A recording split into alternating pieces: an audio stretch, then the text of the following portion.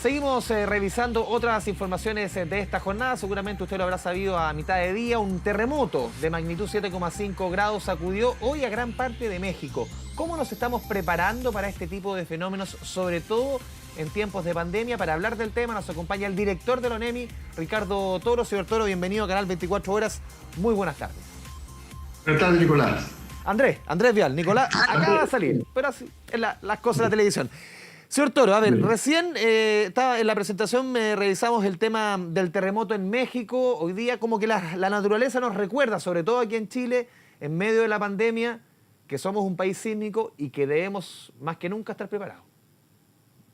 Así es, bueno, primero que todo indicar que somos uno de los países más sísmicos del mundo y que esto es un recuerdo de lo que puede ocurrir en cualquier momento. En la mañana, con el terremoto que tuvo México, nosotros inmediatamente tuvimos que activar el sistema de alerta maremoto con el CHOA, el Centro Sismológico Nacional y ONEMI, para descartar la posibilidad que se generara un tsunami en Chile. Y sobre eso es bueno aprovechar esta oportunidad para recordar que nosotros hemos tenido que adecuar nuestro protocolo bajo el contexto del COVID-19 para que esperar los procedimientos de evacuación el tiempo suficiente para evitar que se produzca con anticipación a lo que sea necesario.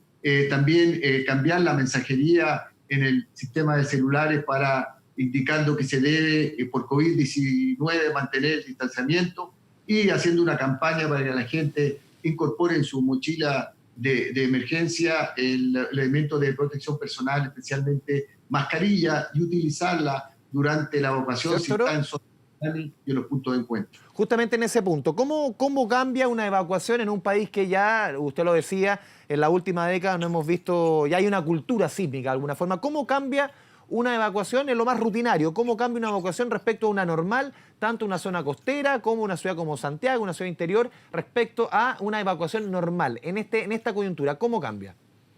Bueno, la evacuación fundamentalmente en zona de riesgo sigue siendo la misma y prima sobre cualquier otra medida que exista con respecto al COVID-19. Se debe evacuar, primero mantener la calma durante el terremoto en un lugar seguro y terminado esto, si está en zona de riesgo, evacuar hacia un punto de encuentro por las vías de evacuación, pero la diferencia ahora va a ser que va a tener que hacerlo con mascarilla, mantener el distanciamiento de a lo menos 1 metro entre su grupo familiar y con otras personas, y al llegar al punto de encuentro mantener esa misma distanciamiento para evitar contagio, y especialmente considerando que si en esa evacuación va con personas que están en cuarentena o que incluso estaban infectados con COVID-19, con mayor razón tienen que tomar el doble de precauciones para evitar contagiar a otra persona, porque esa es la problemática que se genera estas evacuaciones en el contexto de COVID-19.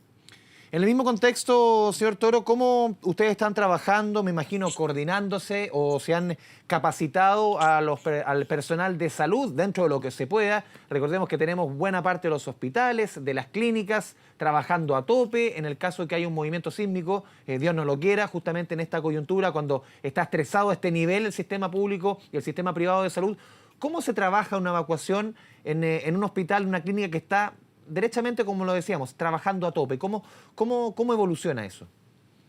Bueno, lo primero es que la evacuación de una clínica se produce fundamentalmente, a diferencia en México que vimos hoy día, porque están en una zona de laguna y ellos por sistema evacúan todos los edificios porque tienen mucho sedimento y amplifica el movimiento del sismo, y por eso que tienen todo un sistema específicamente para la Ciudad de México. Nosotros exigimos evacuación solamente en las zonas de riesgo o en algún lugar que pueda colapsar, pero fundamentalmente en zonas de riesgo. Y en ese caso, los hospitales o cualquier instalación que está en ese lugar y que tiene que evacuar, tiene el procedimiento establecido de antemano para saber qué hacer y lo aplica. Ahora la diferencia vuelve a ser, igual que cualquier otra medida o área, es que tiene que incorporar estos elementos de protección para evitar contagiar a otra gente o evitar contagiarse, que es la problemática que se genera en este momento principalmente. Pero los sistemas que están de emergencia y la preparación de los planes que tienen siguen corriendo de igual forma. Sí, porque uno se imagina que quizás podría haber una preparación especial, tomando en consideración lo que yo le decía, que están prácticamente trabajando a tope. Entonces es distinto a una situación normal, y si es que los pilla esto, que no los pille mal parados de alguna forma.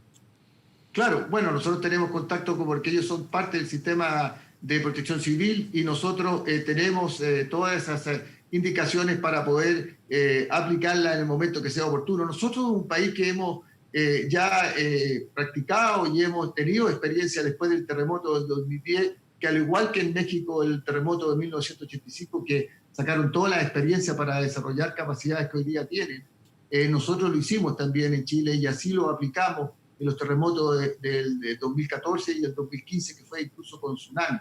Y eso lo hemos venido, lo hemos continuado practicando con la población. Y en este contexto hemos sido muy cuidadosos en modificar y adecuar los protocolos en este contexto, insistir en el hecho de que los procedimientos siguen siendo los mismos, pero que ahora hay que incorporar la problemática de mantener el distanciamiento, y por eso nuestros mensajes celulares que van en soporte del sistema de protección civil que se activa en las distintas regiones, incluso muchas de ellas con sirena, sobre ello van los alertas celulares para que la gente sepa que además de tener que evacuar, va a tener que mantener el distanciamiento y usar los elementos de protección personal para que ello ocurra. Y eso es importante, porque además de tener nuestra mochila preparada, tenemos que tener estos elementos a la mano, porque va a ser una impronta que vamos a tener que utilizar para poder evacuar cuando estoy especialmente en zona de riesgo y sé que tengo que ir a una zona segura si así el sistema me lo indica.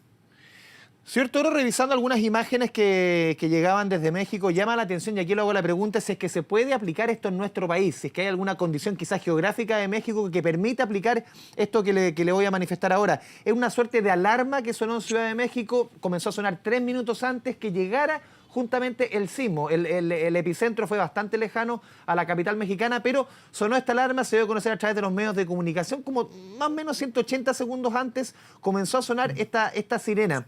Y de alguna forma tuvo la gente cierto tiempo para prepararse, sabiendo que venía este movimiento sísmico. ¿Se puede aplicar lo mismo en Santiago? Depende de la condición geográfica, dónde está ubicado Ciudad de México, cuán lejos está, por ejemplo, de la misma placa, la situación geográfica. ¿Marca un poco la situación ahí? Sí, claro, definitivamente. Ciudad de México está aproximadamente de la costa a unos 300 kilómetros y además la placa de subducción está aproximadamente a otros 100 kilómetros más. Por lo tanto, eso le permite que con estaciones sismológicas ubicadas a lo largo de la costa poder medir la onda S y con 100 segundos antes aproximadamente avisar a los habitantes de la Ciudad de México, que, vuelvo a repetir, están en una condición geográfica de suelo muy débil, y que para que ellos abandonen los edificios. En el caso nuestro, tenemos un sistema de evacuación a lo largo de todo Chile para prever, en caso que haya tsunami, poder evacuar, porque nosotros tenemos una norma sísmica y un suelo que nos permite resistir en mejor forma, y por lo tanto la mayor problemática es que haya que evacuar oportunamente para evitar el tsunami. Y en ese contexto se está trabajando sí a futuro, pero como la zona de subducción es muy próxima a la costa, que marca la gran diferencia, prácticamente si aplicamos ese mismo procedimiento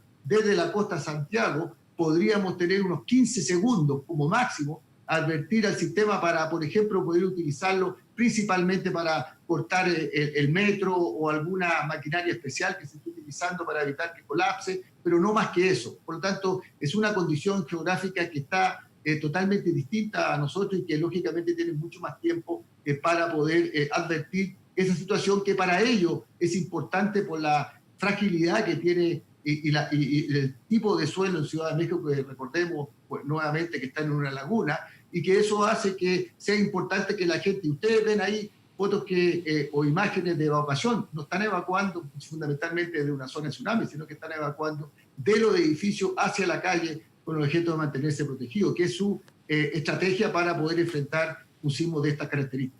También otras situaciones que ha provocado preocupación, señor Toro, en los últimos días, es la actividad volcánica a lo largo de nuestro país. Por ejemplo, la alerta amarilla para el complejo volcánico Laguna Maule, también la zona de peligro de actividad eruptiva que fue declarada en el complejo volcánico Nevados del Chillán. ¿Ustedes cómo están monitorando esa situación? ¿Es una situación preocupante o es dentro de una actividad que se levanta dentro de la normalidad?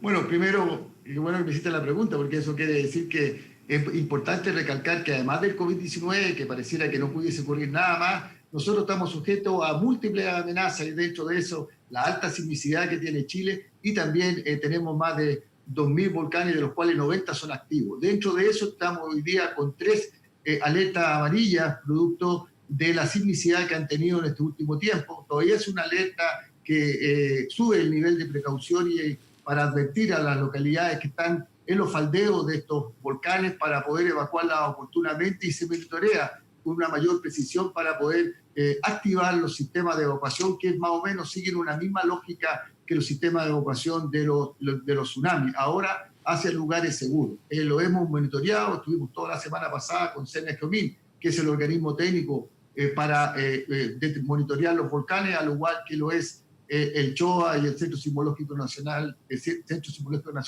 para el caso de sismo y tsunami.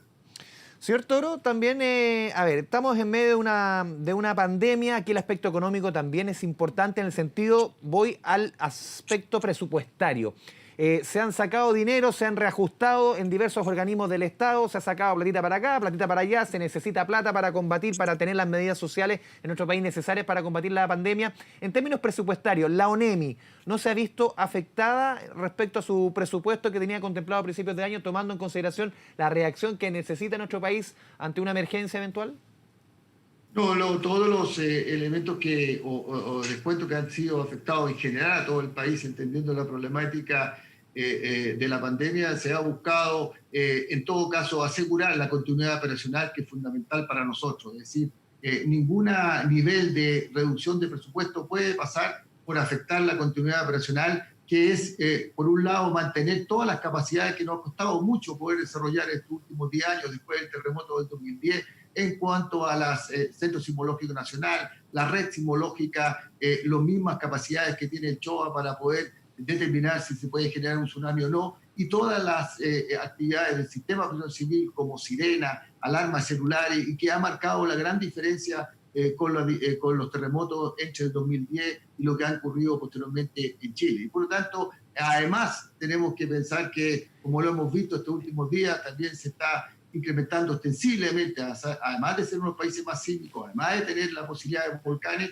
son los eventos meteorológicos que por el cambio climático y por la adaptación al cambio climático hemos tenido que enfrentar no solo nosotros, sino el mundo, y que crea otra problemática que puede generar, en este caso, remociones en masa, inundaciones y toda la problemática que ustedes conocen en este ámbito. Por lo tanto, tenemos que tener un sistema que sea activo, que esté totalmente coordinado para poder enfrentar, y sus capacidades no se pueden reducir porque tiene que tener una continuidad operacional que asegure un objetivo que es fundamental en nuestro país, que es salvar la vida de las personas, y esa es la gran experiencia que tenemos, y así estamos trabajando para que eso no ocurra en cuanto a disminuir esas capacidades que nosotros hemos logrado desarrollar como país.